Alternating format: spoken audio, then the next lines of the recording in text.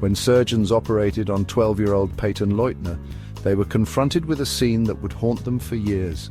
The young girl had been brutally attacked, her life hanging in the balance as doctors worked frantically to save her.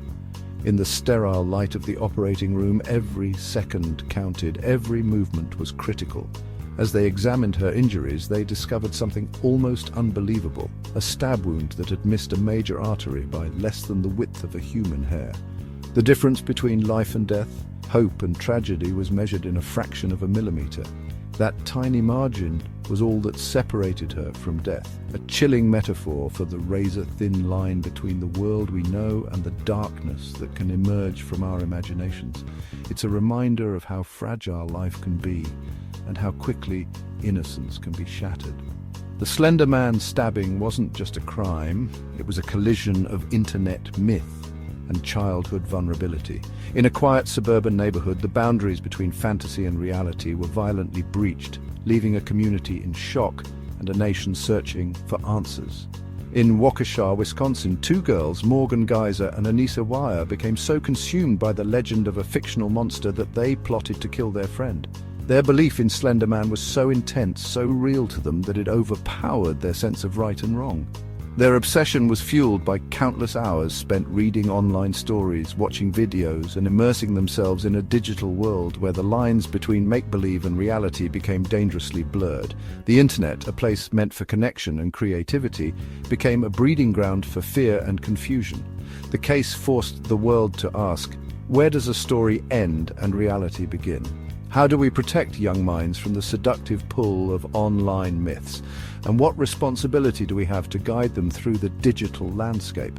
This is a modern cautionary tale about the dangers lurking in the digital shadows. A stark warning that the stories we tell and the ones we believe can have consequences far beyond what we ever imagined. Slender Man wasn't born in ancient folklore. He was created in 2009 on an internet forum as a digital boogeyman. The character was part of a Photoshop contest on the website Something Awful, where users were challenged to create paranormal images. Eric Knudson's eerie images and cryptic captions sparked a viral legend, quickly spreading through creepypasta stories and videos. These stories, often shared on forums like Reddit and 4chan, captivated the imaginations of many. The myth grew, with fans adding details. Slender Man stalked children, caused paranoia, and drove victims insane. Each new story added layers to the character, making him more terrifying and complex. For most, it was just a spooky game. They enjoyed the thrill of being scared, knowing it was all make-believe. The stories were a way to bond with friends and experience a controlled form of fear. But the immersive first-person style of these stories blurred fact and fiction.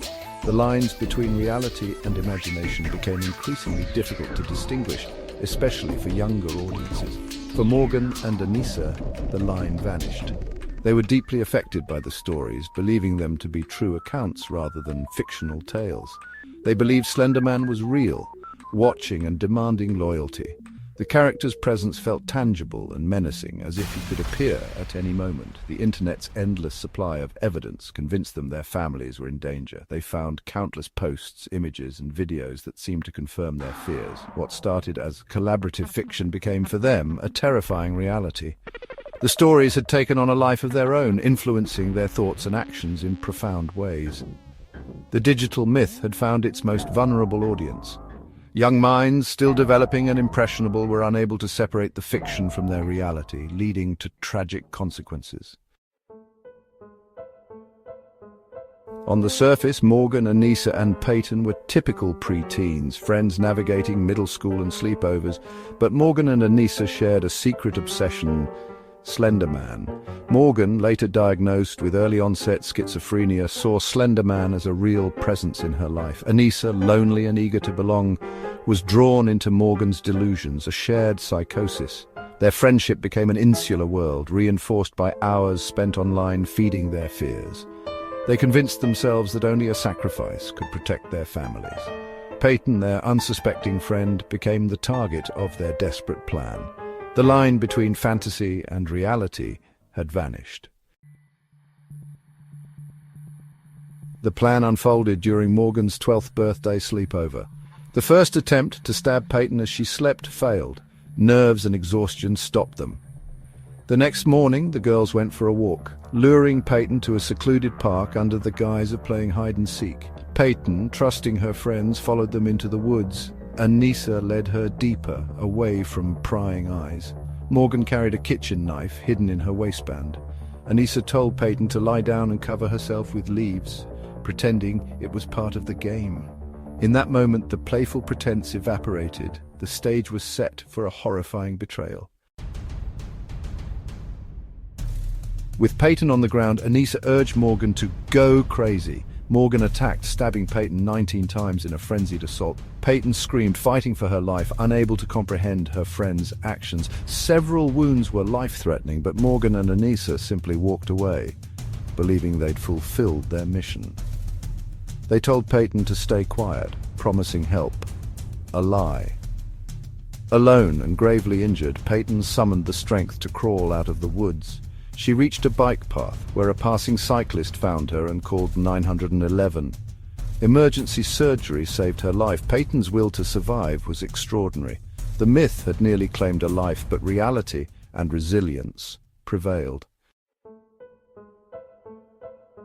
As Peyton fought for survival, Morgan and Anissa set off on foot, convinced they were headed to Slender Man's mansion in a distant forest. Their journey was not an escape, but the next step in their delusion. Police, alerted by Peyton's account, quickly identified and located the girls walking along a highway. Calm and compliant, they carried the knife in a backpack. In police interviews, they described their actions with chilling detachment, convinced they'd protected their families. Their belief in Slender Man was absolute. Fantasy had become their reality. The girls' walk ended not at a mansion, but in police custody. The consequences of myth had become all too real.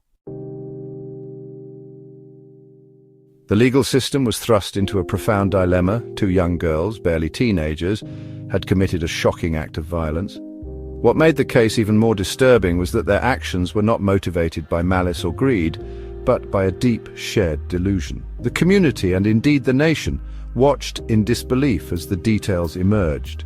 These children were convinced they were serving a supernatural entity, their beliefs blurring the line between fantasy and reality. Both girls were charged as adults, a decision that ignited fierce debate. Was it just to treat children as fully responsible for their actions, especially when mental illness was involved? The case became a lightning rod for discussions about the intersection of justice, childhood, and psychiatric care. Protesters gathered outside the courthouse, some demanding accountability, others calling for compassion and understanding. Extensive psychiatric evaluations followed. Experts diagnosed Morgan with early-onset schizophrenia, a severe mental disorder that distorts thinking and perception. Anissa, meanwhile, was found to be suffering from a shared delusional disorder, her reality shaped by Morgan's beliefs. These findings painted a complex picture of two vulnerable minds swept up in a dangerous fantasy. The defense argued passionately that neither girl could truly distinguish right from wrong. Their actions, they claimed, were not the result of evil intent, but of a desperate attempt to appease what they believed was a real and imminent threat. The courtroom listened as experts described how untreated mental illness can warp judgment and perception. In the end, the judge ruled that both girls were not criminally responsible due to their mental illnesses.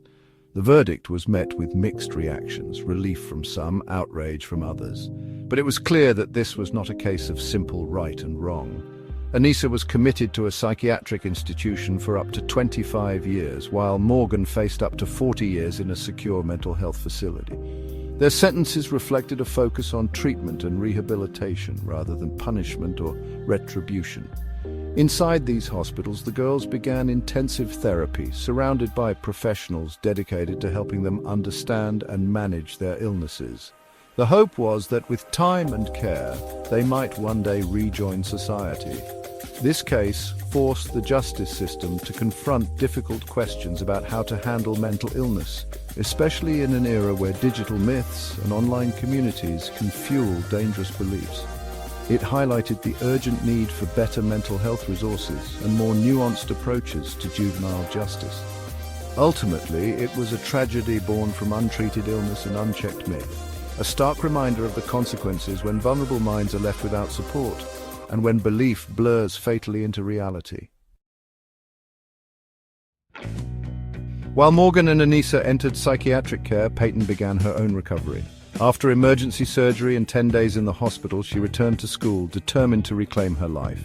Years later, Peyton spoke publicly, revealing her academic success and plans for a medical career. Anissa was released in 2021 under strict conditions. Morgan followed in 2025 after significant progress. Their releases brought relief and anxiety, especially for Peyton's family. The story became one of parallel recoveries, healing from trauma and healing from mental illness. From a single violent act, 3 lives were forever changed. The Slender Man case is a warning for the digital age. It shows how internet myths can blur reality, especially for vulnerable minds. The tragedy underscores the need for digital literacy, open conversations, and early mental health intervention.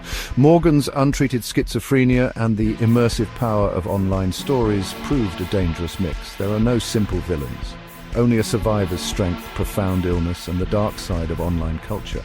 The faceless man in the suit remains a digital ghost, but his legacy is a call for vigilance. For more real-life stories, follow for our next deep dive.